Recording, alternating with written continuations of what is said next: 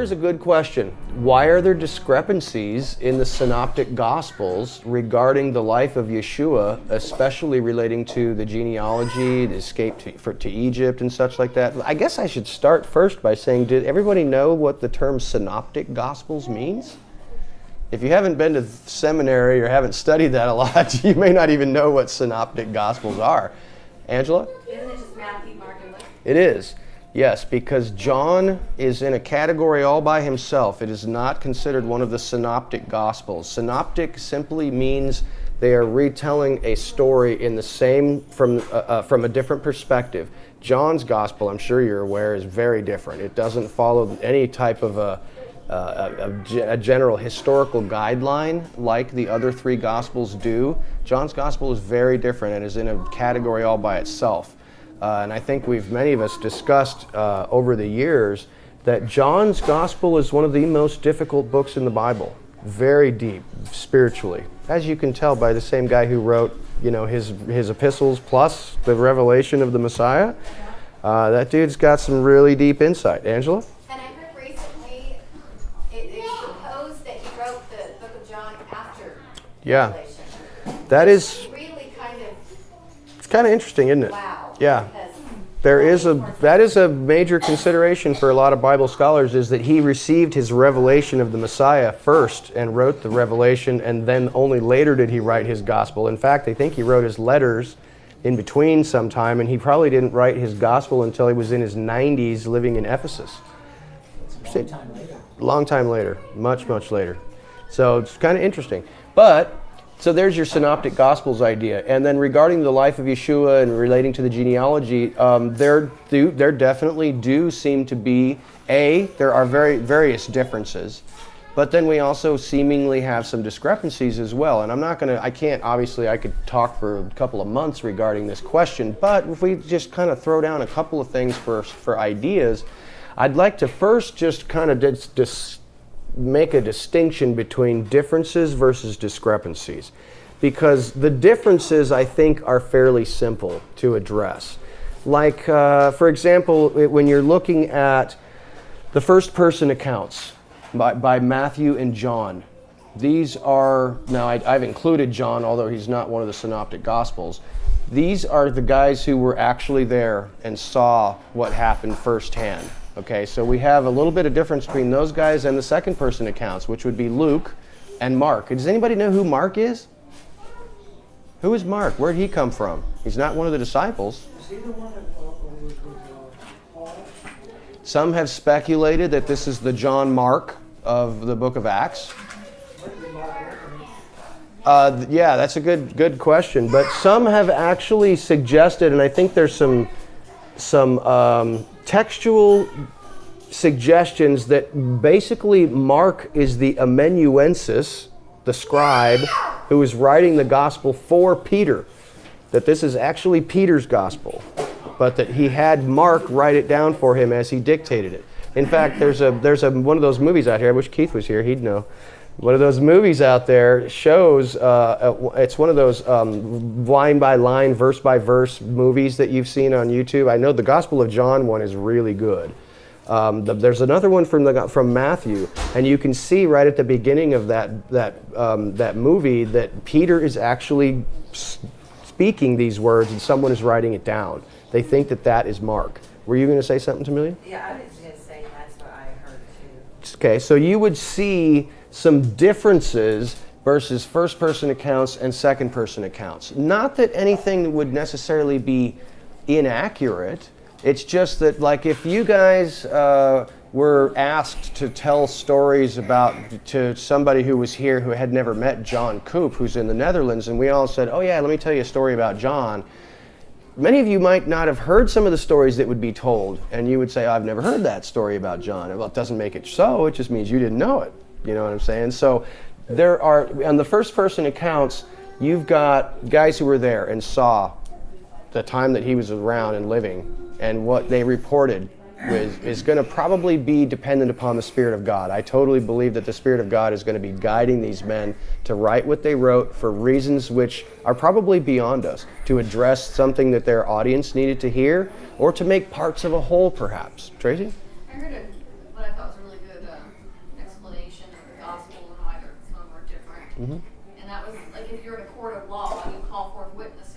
Yeah. You don't just call forth witness. Right. And so because somebody sees something from a different angle or a different way, or something that you didn't see or whatnot. Sure. So Sure. I think that's a nice way to look at these Yeah, absolutely. That's a great way to look at it. And there may even be discrepancies, minor discrepancies in the text because of that. And I know that some scholars believe that that's a case for some of the minor discrepancies, like the misspelling of a name. I know when we were reading and studying the book of Matthew, that Matthew one time attributed a quote to a prophet who didn't say what he said.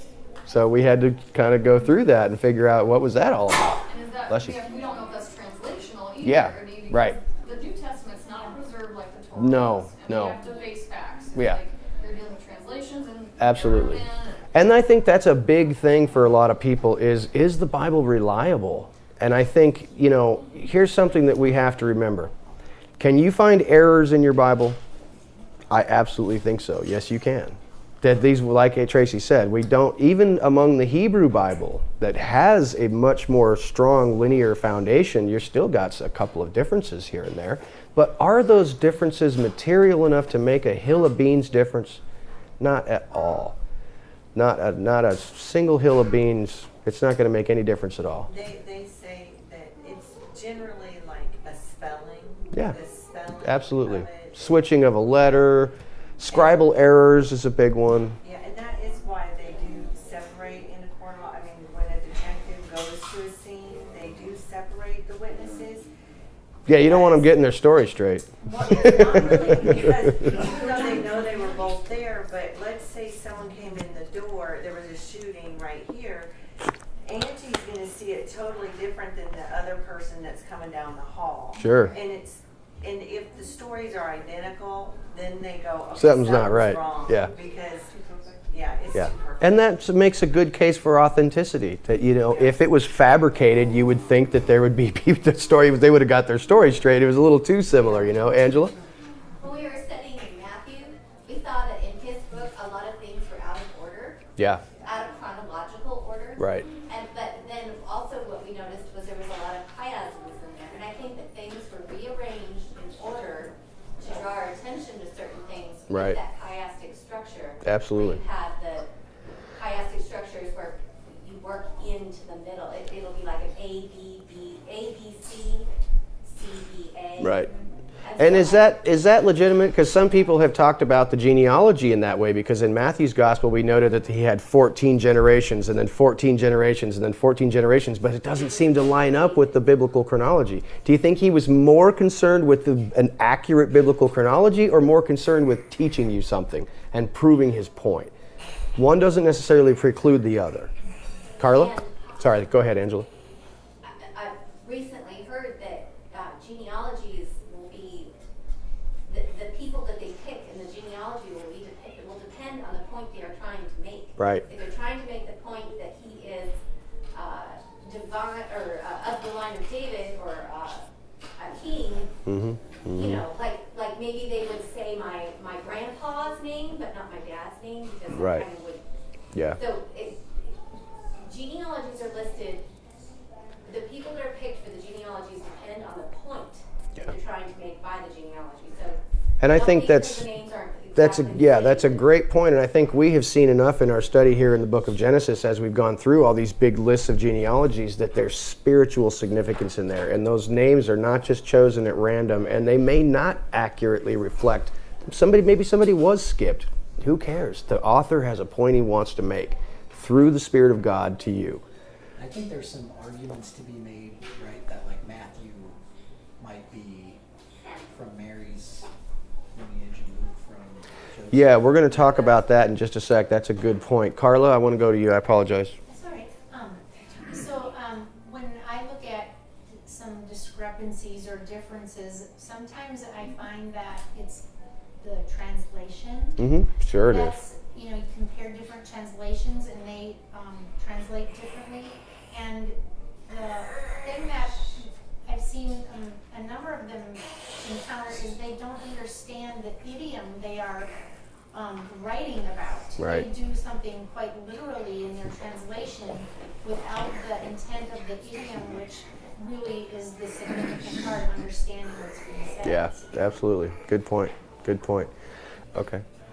Good stuff. Good stuff. So there's a lot of cool information there. And the study of the Synoptic Gospels and how the Gospels all work together is a very interesting study. And so I encourage you to look into it even further. So let's move forward a little bit into Genesis chapter 30. I don't know that I'm going to... No, I guess I have time to read it. I'll read... Should I just summarize it? Should I read it or summarize it? We read it a little while back. I'll just summarize it. Okay. So, no, Michael, just move over a little bit there, buddy. You're okay. Sure it's not going to get too crowded? No, he can sit by Tammy. It's all right. All right. Yeah, I'll just summarize. So last time I read it, it is slightly lengthy too, so I'll just kind of summarize. Remember that this is the section where the women... We already have how many children from Leah at this point? How many? At the beginning of the chapter? Yeah, no, prior to chapter 30, there are 4, right? Okay, so she's got 2 more to go. Bilhah and Zilpah are going to have 2 each in this section, and Rachel's going to have how many? 1. She won't have her final child, the 12th and final child, until later. So we got this bit of contention going on with these women as they're trying to build up the house of Jacob, having a bit of contention between them. And then we have the episode with the Dudaim, which is the love apples or mandrakes, whatever those were that we didn't discuss last time. We have some more children born in this section, along with Dinah, the only female child that is mentioned. And then we have Jacob looking to build up his own house and getting tired of working for Uncle Laban and deciding it might be time to switch things up a little bit. And then after that, we have the separate section of tree bark and animal husbandry, with something weird going on here, peeling off the branches of the trees to reveal the whites underneath them, and then the sheep are having all different... We'll have a fascinating discussion about that, I'm sure. And that's it. So there's your brief summary of this. Now, I will just move right into my questions for you. Take a look at what each woman saw and what they reacted to. And I have underlined these sections here in verse 1 and verse 9 of Genesis 30. It says that each woman saw something and reacted a certain way. So I wanted to take a look first at what Rachel saw, was that she was not bearing children for Jacob, and she got envious and mad at Jacob and said, "What's the deal? Give me some children I'm going to die." And he got mad at her. Then in verse 9, Leah saw that she had stopped having children. And so she gave Zilpah, her slave girl, to Jacob. So the question is, these 2 women saw something and behaved in a certain way. What is the difference here? Take a note briefly of what is the difference between what these women saw and how they responded to what they saw. What do you see there? Gracie? Rachel was jealous and she got mad at her husband. Yep. And Leah... What does she seem to have noticed? Yeah, she seems... Leah. Now, what... How would you characterize each of these women? Is one behaving better than the other? Not in my opinion. Well, Leah she's noticing that she had stopped having children. She doesn't blame anyone. She doesn't cause a ruckus. She doesn't get jealous against her sister, although that is implied. You can tell that the race is on. She certainly didn't, that's right. And perhaps that's why the text does not indicate any hint of jealousy. She's simply saying, so what is your impression when you read these 2 accounts of what these women saw? My impression is definitely that Rachel seems to be acting in a much more selfish manner. Consider, if you will, the names of these children. I think that is where the key lies. Do you remember what Leah called her first 4 children and what those names meant and what it reflected? We got Reuven, Simeon, Levi, and Yehudah. What do those names signify in regards to her situation? What is she pointing to with those names? What do those names mean? Something that the Lord responded to her, In relation to what? her wanting to have children. Okay, And kinda. yeah, but it was how That's true, the Gracie. Lord has seen Right. The Lord has seen what? her situation. Her affliction, her situation. What is her situation that's causing affliction? She's not the Not preferred loved. wife. She is not loved. She is not the preferred wife. You notice that the names of her children reflect that reality to her, that it's all about her being connected to her husband. Now, look at what Rachel calls her first 2 adopted children from her slave girl, Bilhah. What does she name those children? Number 1, the first child that she gives birth to is named Ha. God has declared me better than you. That's essentially what the name is. He judged. What does that imply? God has judged between you and me, and I am better than you. Look at the name of the second child. My wrestling. So you might say that she named her second child, I have wrestled with you and I am victorious. Rachel is naming her children directly in relation to the conflict that she has with her sister. Yet Rachel is naming her children directly related to wanting to be attached to her husband, wanting to be loved by her husband. Something seems very off here, doesn't it? Something seems very skewed. One of these women, I don't want to say one is purely physical and one is definitely more spiritual, but one is crying out from a place of torment and feeling unloved and said she's not the preferred wife. And the other, even though she is the preferred wife and has the love of her husband, still is fighting against her sister. It seems very one-sided and very lopsided. And how does the fact that how many number of children they have so far, how does that reflect that? How is God, in other words, how is God responding to these 2 women? He is honoring and blessing Leah because she is unloved. Does that reflect the character of our God in any way that you can imagine, that you can think of? Do you know of anything about our God that He might be partial to the downtrodden? That He might be a friend to those who are afflicted? Rachel's afflicted, but she's certainly not behaving in an appropriate way. Why is that important? That's the only thing that's important, is how you respond to your afflictions. How many of you are having afflictions in your life? I am. I know all of you are. How are you responding? That's the biggest thing that separates you from those who are non-believers, right? The way that you respond to the troubles and the difficulties that you face.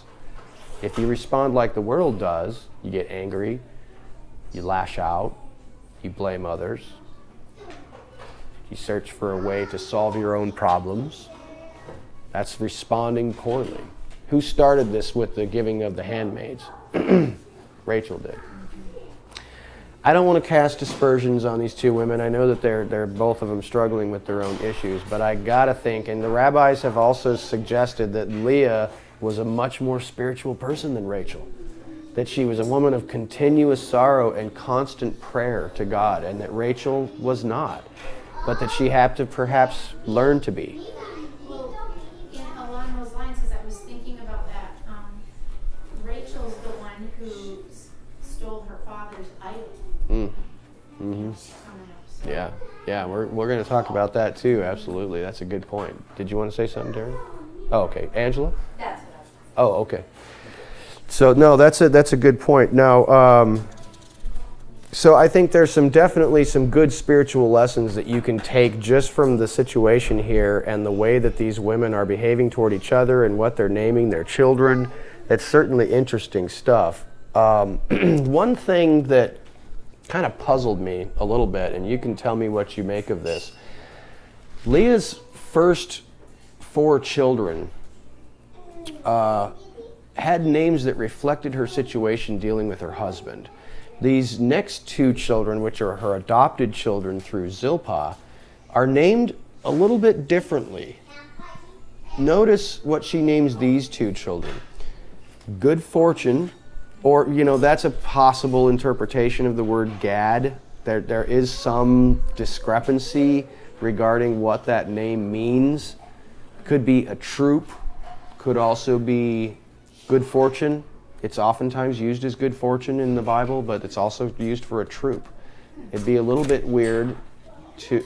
I'm only looking at good fortune in relation to how this next one is named and how the 2 seem connected. I think that's probably why Bible translators have suggested that the name of this son, Gad, is probably good fortune and not a troop, because a troop wouldn't make sense in this context. But if you look at the names of these 2 children, how do they connect? What do they have in common, and what's a little bit unusual about these 2 children's names? What do they suggest to you? Good fortune and happy.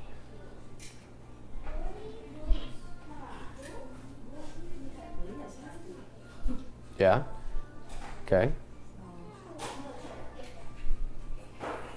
Notice that she says, how happy I am. Women will say that I am happy.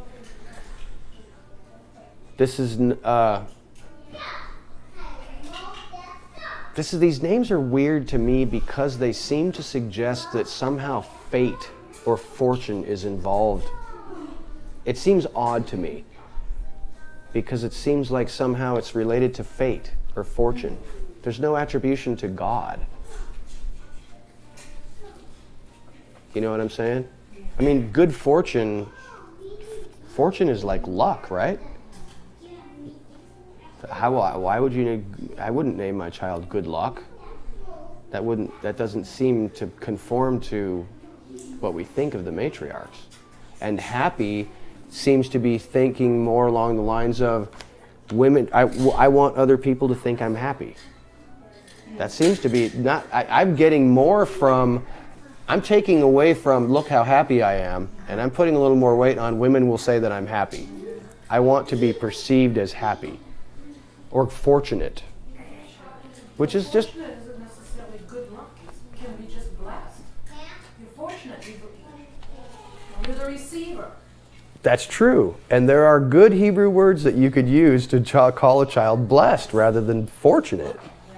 Fortune, remember, and I didn't want to go here, but I will briefly, and I don't want you to go off the rails on me here, but remember that Gad is in the book of Isaiah referred to as a strange god, where they're pouring out cups to the stars of heaven. That's the word Gad. They don't know what it is. It's just Gimel Dalet. I mean, we've had a couple of people, not a couple, but one person who came to this fellowship a few years back who said, you really should not say the word God in your Bible because that's a foreign god. And you probably, if you've seen any of the weird Hebrew roots conspiracy type of websites, you know that even there's other people who say that Asher is another foreign god. Happy is some weird other Canaanite god. So, and I'm not suggesting that Leah is naming her children after Canaanite gods, but that's the connotation that is sometimes plugged into this text. And it just strikes me as a little bit weird, especially in relation to, but let me come to this in a second, but maybe is it though? Is this family have any type of paganism or, involved in this family? Yeah, somebody mentioned previously her father's idols, right? So, in Jewish lore, you remember Balaam? Did you know that he is considered to be like a grandson or a great-grandson of Laban? That false prophet who was hired to curse Israel. And it just makes me wonder if these women do have a little bit of paganism mixed in with them. And I don't know why it would be unusual. Should we be surprised by that? Probably not. I don't think we should necessarily be surprised by that. I mean, she steals her father's idols. Just in the very next section in this chapter, we have Laban saying to Jacob, I have used divination to find out that things are going well with me because of you. We'll look at that in just a second. And I don't want to suggest that she's naming these children after pagan gods, but I do maybe want to suggest that some of her pagan background has influenced her a little bit to say, good fortune instead of blessed by God or something like that. Or happy women will think that I'm happy. I'm more concerned with what people think. Because she's clearly not happy, is she? She doesn't ever seem happy to me. This is play acting. She wants people to think she's happy, so she names the child Happy. They're both confused, and I think that it shouldn't surprise us if they're born in a household where the father is consulting with idols and using divination to find out what's going on. So just something to consider. The naming of these children is very, very significant, and we've just kind of scratched the surface of it, but I wanted you to begin to consider what those things might indicate. Now, I'm going to move forward just a little bit. Do you have any other comments, questions, or concerns regarding those things? Okay. Something which is also, this is slightly connected with these mandrakes. Nobody knows what those are. There are all kinds of speculations out there that maybe this was some kind of a folk remedy for fertility. Some translations say love apples, some say mandrakes, some just use the Hebrew term dudaim, which no one really knows what those are. I think the Song of Solomon also uses that same word, but it's in a similar context, which nobody knows what it is. But it's clear that Leah gets them from her son, who's got to be old enough to be toddling around out in the field and finding these things and bringing him to mom.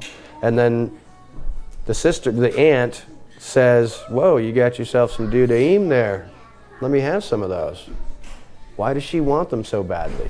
Almost all Bible commentators, including the Hebrew ones, suggest that this is some type of a folk remedy for childbearing.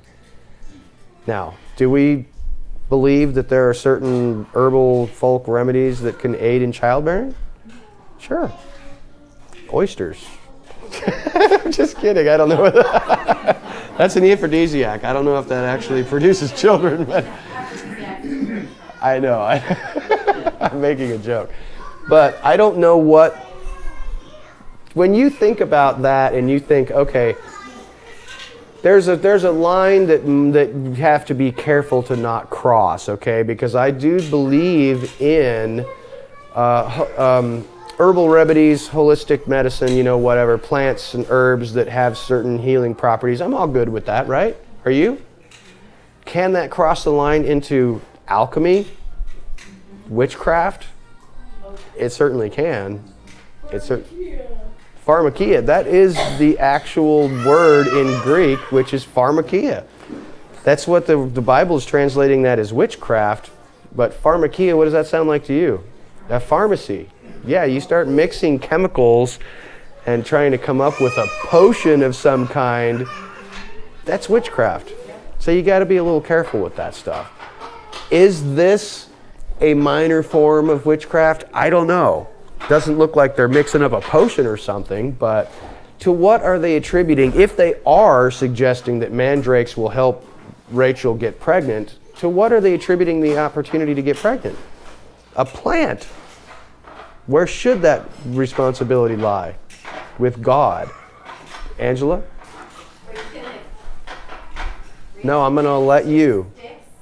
Go for it. The same thing's going to happen in a minute here where... Yes, it is. Because of those sticks that the sheep were doing that when it really got to the children.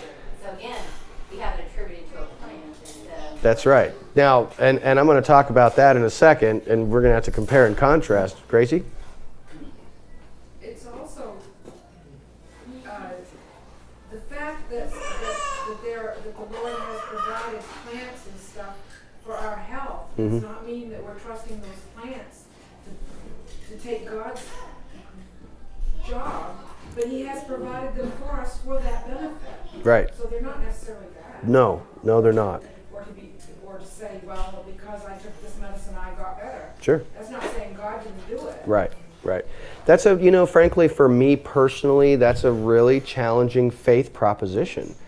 That throughout Christian history and in the Bible times, there were no doctors, there were no healers, there were very few. And in fact, I was just reading about this with the kids. We talked about physicians, different jobs that people held in Bible times. And a physician was not really a physician in the way that we're thinking. It's a healer. It's a prophet. And so in Bible times, especially the Old Testament, a healer was somebody who was a holy man, who healed through the power of God. Now, that's where you get a little iffy.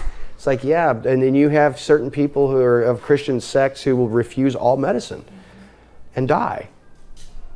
And then others that will rely just strictly upon medicine and not pray at all. We know that neither one is good. Angela? I think the difference is that when the priests were using this, the glory went to God. But when a witch doctor uses it, he uses it to gain power for himself. But I can do this for you. And it becomes more of a kind of a manipulative, power-gaining Sure. thing. Absolutely. And I think that's when it goes bad. Right. Yeah. So it just seems to me that maybe this whole family has been infiltrated by a little bit of paganism by hanging around with Jacob in the land of Mesopotamia, just being influenced in some way.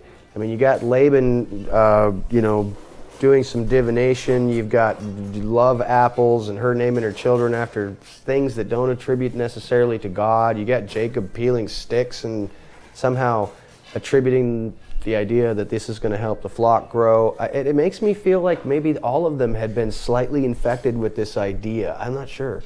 Well, when you think of it, it's Jacob who knew the Lord, who came into their environment. Right. He left, and he's the one that has the answer for them. He's the light to them. Yeah. They didn't have it. Right. That we know of. Right. And so he's the one trying to help them.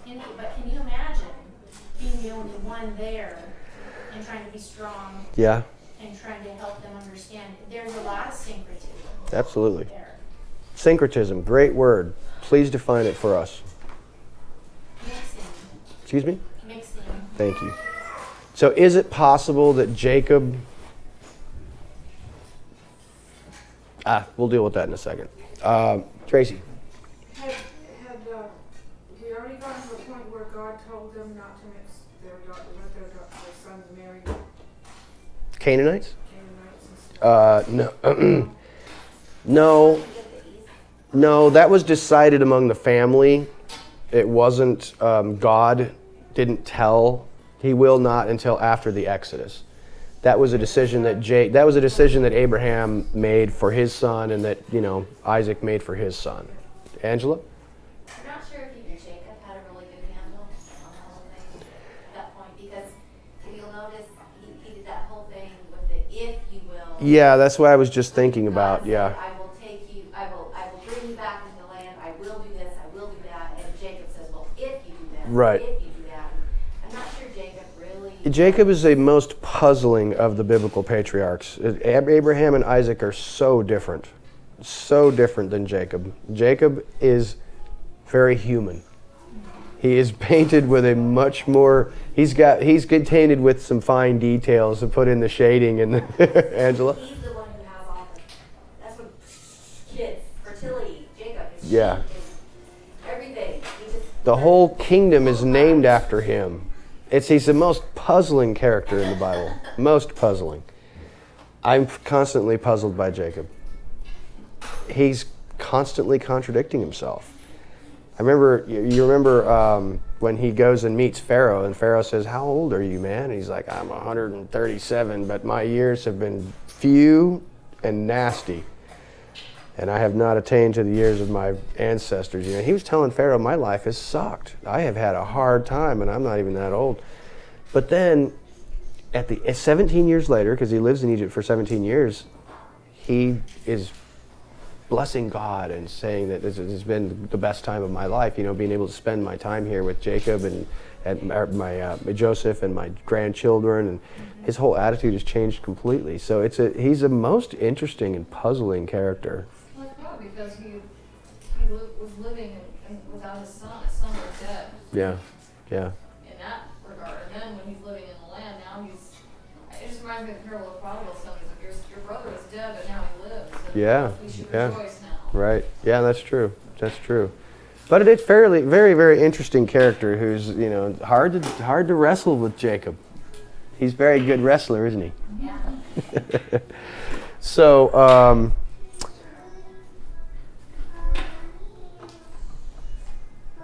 let's go right to Lavan.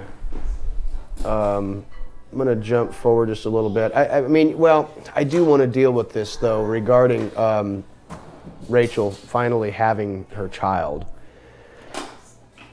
Note that we do have her making an attribution to God, finally. That she seems to be... How long do you think has passed the time that she has not had any children? How long do you think she had to wait? I think we talked about this briefly last time. Remember, we compared her and her other matriarchs, Sarah and Rebecca. So Sarah had to wait, until she was 90, and Rebecca had to wait for approximately 20 years. What do you estimate? I know that the text doesn't tell us specifically, but it could be up to 7 years, possibly 7. That's a fair speculation. A lot of people have come up with that same number. But did it change her based upon the naming of her child and the proclamation that she makes when she gives birth to this child? And look in verse 22. God took note of Rachel and heeded her prayers and made her fertile. So something definitely does seem to have happened in Rachel's life, that she has begun to pray to God, and she says, God has taken away my disgrace. Then she calls him Yoseph, may he add, meaning may God add even more. And then it says, may Yehovah add to me another son. We don't really have, as far as I can remember off the top of my head, any direct reference to God by any of the other women when they had their children, right? I'm thinking... His name. What's that? Yes, and using God's name in her utterance, absolutely. So I think that does, to me, make a difference, that shows something is changing in her character. And the commentary from the rabbis in the Chumash is really fascinating in regards to what happened in that interim period, that you should take a look at. If you don't have a stone Chumash, who in here has a stone Chumash? You have one? Anybody else? That's a great commentary. Very, very interesting stuff. You can get some of that stuff online from Sefaria.com. It's got all of the Mishnah and the Talmud and the Toseftas, all of that stuff. Not all of it is translated into English, but a lot of it is. And there's some really interesting commentary. There's a lot of nonsense in there, but you'll spot it really simply. My children can notice it. It's fascinating, though. But there's some very interesting commentary regarding, Rachel having her heart changed, and that this is really a reflection of her really having come to Jesus moment, if you will. Questions, comments, concerns about this section? Okay. I want to move forward just a little bit to Jacob saying to Lavan, it's time for me to leave, I want to take off. Now, we've briefly discussed Lavan saying, I have observed the signs. What is that Hebrew word there? When it's translated as I have observed. What does that say? That is verse 27. What does the Hebrew say when it says, I have observed the signs? That's one Hebrew word. Nachashti. What does that sound like? Not good. What is a nachash? It's a serpent. A nachash is a serpent. So I have observed the signs is one Hebrew word, nachashti, which it's one of those sticky letters, the tav stuck on the end. I think it might be a tav. Basically saying I have. Right, right. What is that saying to you?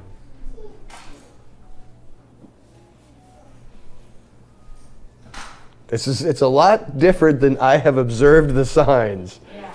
That's some serious witchcraft, divination. Yeah. In fact, I did some research into this, and I probably shouldn't have gone that deep, but I went down the rabbit hole a little bit, and you can see there's some seriously nasty pagan stuff going on here. With they have found these familial idols in that land. Do you know what that is? It's the skull of a person with some type of a magical talisman that is placed inside the skull in the mouth, and it speaks with a hissing whisper. That's why they call it nachashti, because that's what a snake does. It hisses and it whispers. Is that not some weird stuff? Yeah. That's what Rachel took with her when she left Laban's house. That is what Laban was using to find out, why are things going so well for me? Why would he be so concerned about that? Well, you know what? Why would Laban use that in the same sentence as the name? Because mine has it, it's not Adonai, it's Yod-Heh-Vav in my translation. And he's giving Yod-Heh-Vav the credit for that? No, he's simply saying, I have found through my spirit guides that your God... It doesn't, no, but it says, I have observed the signs that Yod-Heh-Vav has blessed me. But what it literally is saying in Hebrew is, I have observed through my spirit mediums that your God is causing this great blessing for me. So he uses your God? No, he uses Yehovah, Yeah. because he knows the name of Jacob and Abraham's God. But the way I'm looking at it is like he's using them as one to me. Like as if Oh, like God gave me the information? through that thing. Oh, well, that is... And so then I'm like, oh Is that my possible? word. That is, well, If yes. he believes that is like, What does that remind you of? Yes, witchcraft in Uganda. Absolutely, you're right. But what other story do we have in the Bible where there was a medium who was thought...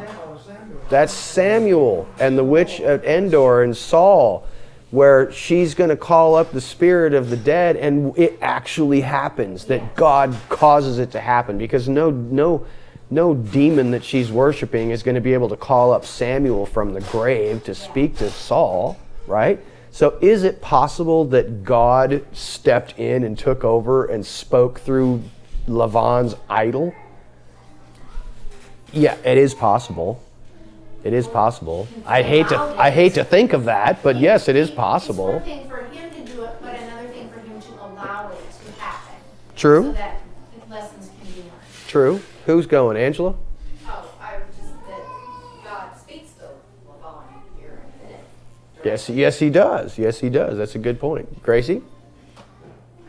I think that sometimes, and I don't know how I base this on, except I think that I don't know where I should the devil and the demons, like seances today, Mm-hmm. it isn't godly. Oh, God, It's no. satanic. Absolutely. But they can impersonate anything they want to. Sure. They are, well, you know that the devil is a liar and the father of lies, right? So could he... So he, like in the thing with Saul and stuff, the devil can do that. But Sure. not without God's allowing it. That's true. That's true. Like a familiar spirit. Familiar spirit, sure. And I mean, is he going to allow Laban to be tricked? Laban is fully deceived and wants to be deceived. So sure, that just fits perfectly. Angela? And ultimately, the devil and all these little minions are God's sheep. Yeah, He yeah. has control. He's got control over it. Yeah, absolutely. So I think, Tracy, go ahead. I was wondering if there's a different way to look at this too, just kind of looking at it in Hebrew. Mm-hmm. Like he's trying to get him to stay, Mm-hmm. and he's saying, if I found grace in your eyes, basically stay here with me, because I've seen omens, and if you go, I'll have to be blessed anymore. Absolutely. So he could be saying, because he says, I have seen omens, and also Yahweh has blessed me because of you. Mm-hmm. So perhaps these omens, the things he's divining, are showing him that he's no longer going to be blessed.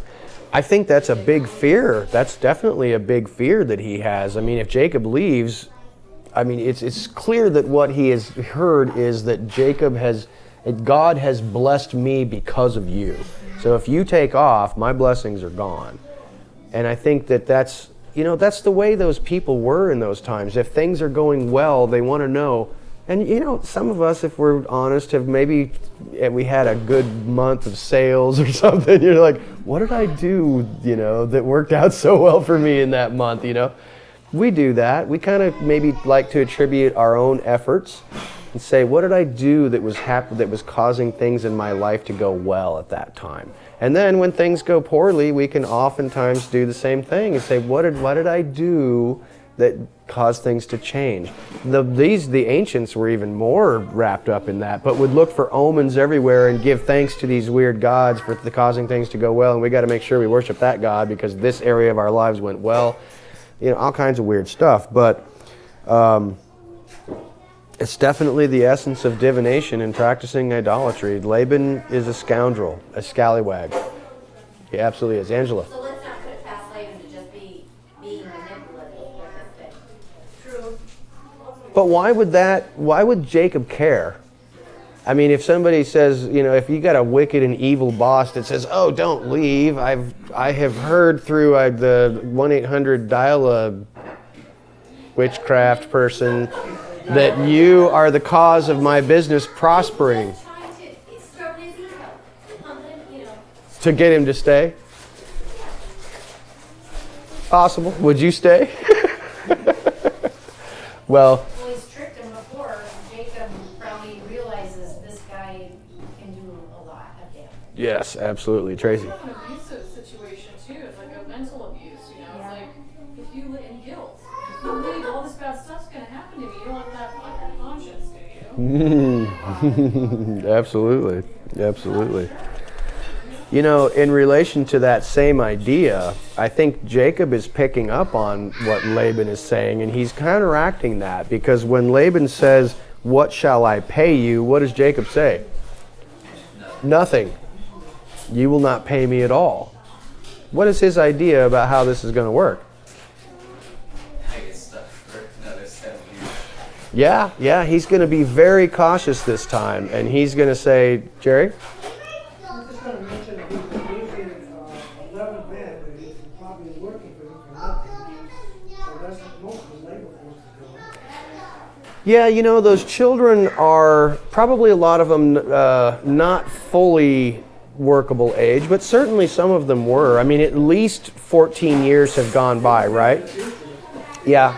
I mean, it sounds to me like Leah was just as fertile as Brianna. And you just didn't even want to look at her. Because she was going to have a kid. So, I'm sorry, was that a bad thing? I just had a feeling you were going to say that.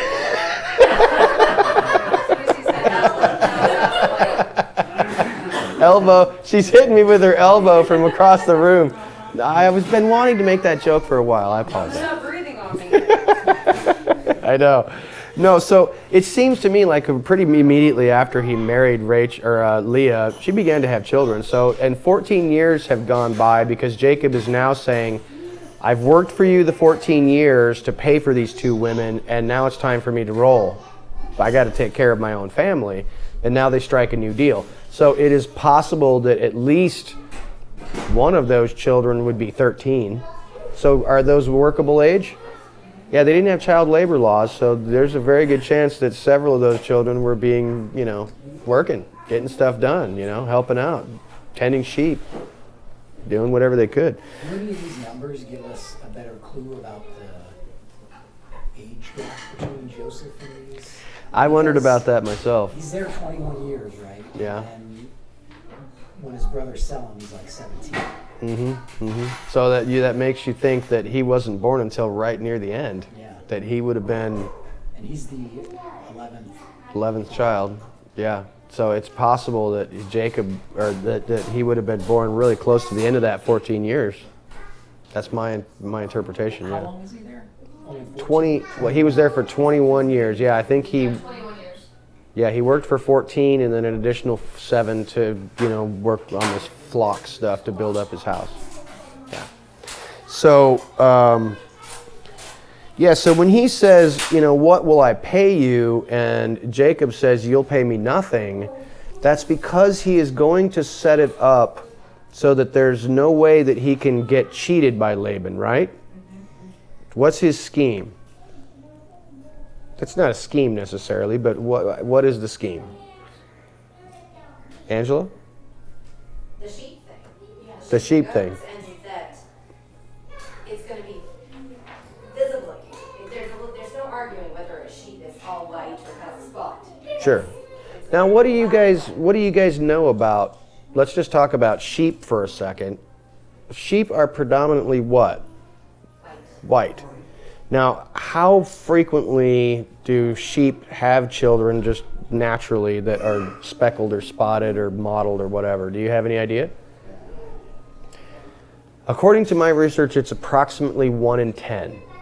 That shepherds will often count their sheep by only counting the ones that are speckled or spotted. And they can generally come pretty close to the numbers by just counting those, because every 10th one is going to have some kind of speckled or spotting or mottling on it. And so he's taking the dregs. He's telling Laban, you don't have to pay me anything. God is going to pay me by your sheep. Any one of them that come out not white will be mine. And goats have a different colored pattern, but the goats that are patterned in this way is the same thing with the sheep. It's a very rare number. It's just 1 in 10. So you'll know that it is God who is paying me. It's not you at all. That's why he says, you will not pay me at all. God will pay me. And only those sheep which are different than yours. And these are very rare. Angela? So inadvertently, Laban is tithing? Inadvertently, Laban is tithing. Yes, that's a good point. Except for it ends up being more than 1 in 10, right? It does. Yes, it absolutely does. It turns into something altogether different. But, what's funny, when Laban hears this proposition, you can hear in verse 34, when you say, Laban says, as you have said, so be it. If you look at that phrase in the Hebrew, it's very emphatic. He's basically saying, holy mackerel, are you kidding me? Absolutely. It's very emphatic. He's like, you are so dumb. I am so taking that deal. Absolutely. And let it be exactly as you have said. He thought how could this kid be that stupid? I'm sure that he was suspicious because Jacob is a good shepherd and he knows what's going on. But for Laban, when Laban hears that, he's like, wait a minute, you're going to take 1 out of every 10 sheep. That's nothing. I will take that deal, absolutely. But we all know what happens, right? The sheep just start multiplying like crazy, speckled, spotted, mottled. Doesn't Laban immediately take all the speckled and spotted and move? Yes. Now that is something that you read in this text where it says, I think it's in the next section here, that day Lavan removed the male goats. Now, I always read that and thought, well, that wicked sucker, he just ripped off Jacob. No, that's part of the deal. We have to start with no speckled, spotted, or mottled sheep or goats in the flock. I had read that. I don't know why I thought that. Does anybody else think that? Thank you. I thought that this was him ripping off Jacob, but it's apparently not. It's him saying, okay, yeah, not the speckled or spotted sheep that I have already, We're going to get rid of those and separate them from this flock so that any sheep from now on that are born speckled, spotted, or mottled, you get those, not the ones that are already existing. I feel like the implication of thinking that it's getting ripped off is because they put what in the beginning of the sentence. Yeah. I'm not sure if it belongs there. Yeah, I think that's probably what I came to when I was reading it a while back, and once some translation that said "but," it made it sound like Laban was pulling a fast one. But I think that was just to keep keep it above board. Any sheep that are born from now on that are that way are mine, and if any of you come and find any that are there, they'll be considered stolen. Tracy? What exactly is the deal here? 'Cause he's talking about goats and sheep. Right. Separating the description. So Laban's getting what from the goat and what from the sheep? Well, the goats apparently are dark colored, and the sheep are white colored. And so Laban is going to retain any goat that is dark colored and any sheep that is white colored. And any goat that is got white in it will become Jacob's, and any sheep that has dark in it will become Jacob's. Any goat that has white in it will become Jacob's? Yes. Because goats are normally... Because the word white is Laban. Yeah. So I'm just wondering what is this? That's a good question. That's something that I hadn't really considered, but that's a good question to look into, is like, what do these colors have to do with things? It's a curious question. Did someone have their hand up? No? Okay. So what is your estimation about Jacob and the tree branch stunt? What is going on here? Did you know that you can look at all of the Bible commentators from medieval times, John Calvin, Chrysostom, all of Eusebius? They actually believed in those days that was legit. That a female animal or something, that if she saw something, they even thought that about women, that things that happened to a woman when she was pregnant would have an impact on the child, or something that would happen on the night of conception or something like that would have an impact on the child. They actually believed that these sheep, seeing these peeled branches that had white speckles in them, would somehow cause them to have white speckled children. Now that causes me some question in my mind. It's like, why would Jacob think that? I mean, God appears in the next chapter and says, "Behold, look at all the speckled and spotted sheep. I did that." The implication is it wasn't your peeled and striped branches, right? Did those branches have anything to do with these sheep? Is it legit? Or is he trying to pull is he engaging in some folk remedy himself? And if he is just engaging in some folk remedy, is that cool? Or is he just being foolish? I don't know anything about this sort of stuff, but I would think as much of his life that he has dedicated to being a shepherd, he would have noticed certain things that he was hands-on, and he is not like Laban, who had other people go do those things for him. Sure. He may have learned something. I have to believe he learned something. Now, I don't know if the Bible commentators know husbandry stuff. Well, they did. I mean, they didn't really have... This is... The commentators that I'm talking about were around before the Industrial Revolution. So going back to medieval times, they believed that there was something to this. So all of the ancient commentators have no problem with this. Not that they don't have a problem with it, it's just that this was seen as legitimate up until the scientific revolution hit, when in the 1700s. And perhaps it's not a matter of what that animal or woman sees as much as if the animals are attracted to like things. You get all this, you create the illusion of spotted. Okay. So all the spotted ones. I can totally see the rationale behind why you would do it. It makes sense. Yeah, it makes sense to the human mind to think that might have some impact. And it totally could to me too, but I also got to look at, surely he knows, since he told his wife, "What, am I in the place of God to keep you from bearing children?" Well, certainly he knows that applies to animals too. it's just weird to me that he would be peeling stripes and bark and trying to manipulate the situation somehow. It's just odd. Tracy? Well, there's also there could be some kind of connection to the blossoming of Aaron's rod. Mm. And the reason I say that is because of the branch or whatever that he's using. It appears to be an almond, almond branch, and that is what Aaron's rod was. Right.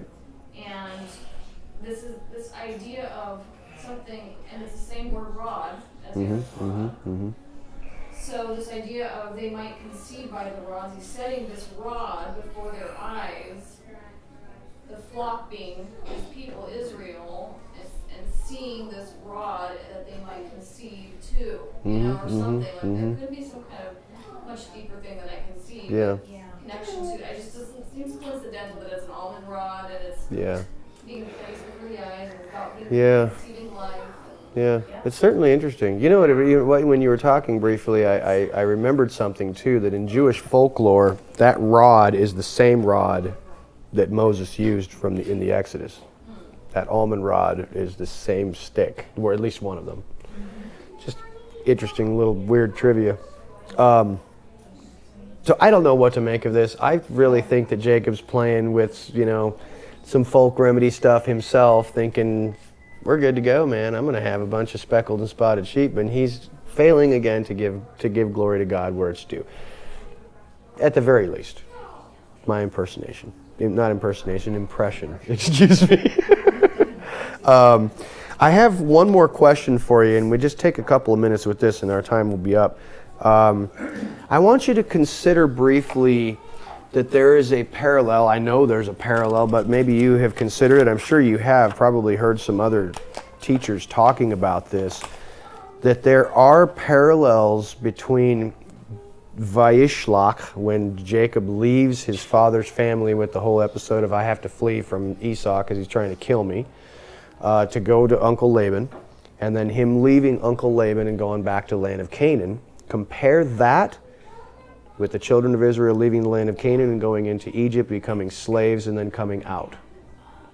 There are some serious parallels here. Okay, can you think of any off the top of your head? Let's just start from the beginning. Why did Jacob leave the land of Canaan? To be preserved. Yep, his life was in danger. Why did they leave the land of Canaan for the Exodus? To preserve life. Okay, so there's one similarity. What about, did God appear or speak to anyone about going to these places? Either before they left, or when they were on the way, or when they got there? Did God appear and speak to anyone? What do you remember about about this section with Jacob? Did God appear to Jacob at any time when he was going to the land of Lavan? Before he got there. Before he got there, with the ladder that went up, and what did he tell him?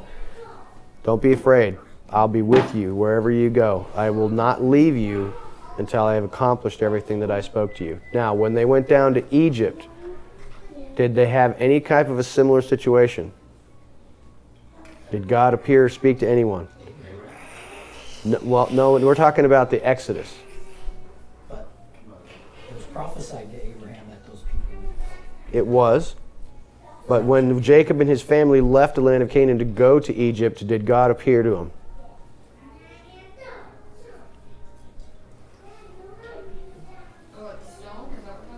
The stone? No. When Jacob was leaving, he heard there was grain in Egypt, and he heard that his son was still alive, and he packed up all his stuff and he left to go to Egypt. Did God appear to him? I guess to Joseph for the dreams. No. God did actually appear to him at Beersheba on the way down to Egypt and said, do not be afraid to go down to Egypt. I will be with you there, and your son Joseph will close your eyes. Remember that? No. Well, trust me, it's there. So you can... I will find one for you. I believe it's in Genesis 47, but don't quote me on that. So yes, God did appear to both Jacob, he compared to Jacob in both situations. One when he was going in to see Uncle Laban, and one was he was leaving the land of Canaan to go to Egypt. Here's how did things start out in Uncle Laban's place? Things start out okay? That seemed okay. They were getting along just fine. He said, I'll marry your daughter for 7 years of labor. He worked hard. It felt like just a few days because he loved her so much, and bam, everything went wrong after 7 years, right? 7 years of feast, 7 years of famine, Mike is saying. That's an interesting little tidbit there. So things started out great in Egypt, didn't they? Come to Egypt. I'll set you up in the land of, what was it? Goshen. I'll provide for you and your families. God, we don't know how long that lasted, but so in both cases, things started out pretty well. They seemed to be getting blessed. Things were going pretty well. Was there persecution? Yes. After a short time, Laban began to persecute Jacob, and after some period of time, the Egyptians began to persecute the Hebrews. What about when they fled? What did they take with them? All the wealth. He took all of Laban's wealth when he left Laban, and the children of Israel took all of the wealth of Egypt when they plundered Egypt on the way out the door. Interesting parallels. Did they take idols with them?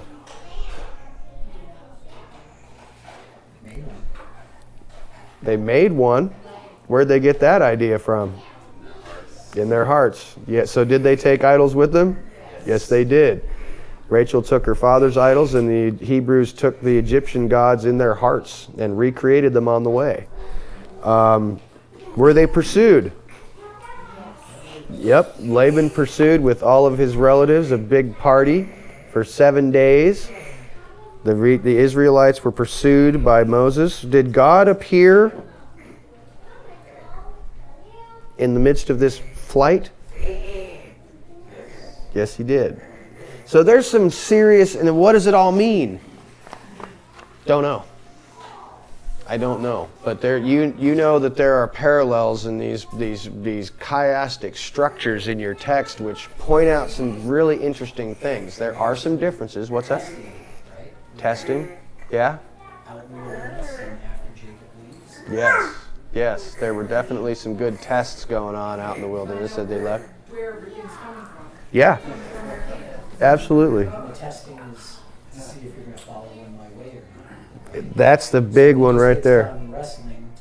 Now what are you going to do? Yep. That's another one that was on my list. Wrestling with God. I mean, Jacob wrestles with God when he leaves, and do the Israelites wrestle with God? Yeah, in a big sense they do. So there's just so many interesting parallels between these two stories that I got to think that they're connected in some way, and we need to kind of examine that a little bit and kind of maybe see if there's some more spiritual insights there. So make a note to yourself and take a look at those things and see if there's something that you can connect. Any other comments, questions, or concerns for the good of the order? All right, let us pray and we'll fellowship and eat together.